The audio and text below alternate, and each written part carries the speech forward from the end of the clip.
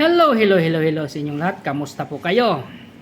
Reflection without response is useless. Walang silbi ang pagmumuni kung walang pagsunod.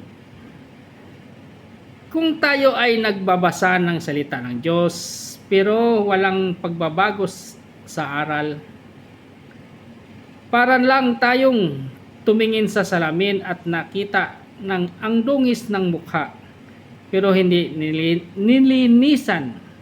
Ang layunin ng salita ay baguhin tayo.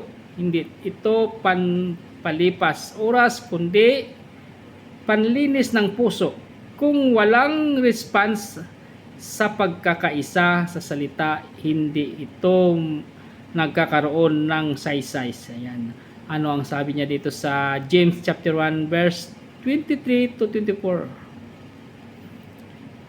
Anyone who listen to the words but does not to do what it say, it is the someone who look at this face in a mirror. Ayan.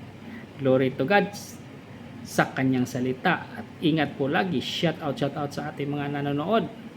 Ingat po kayo. God bless us all.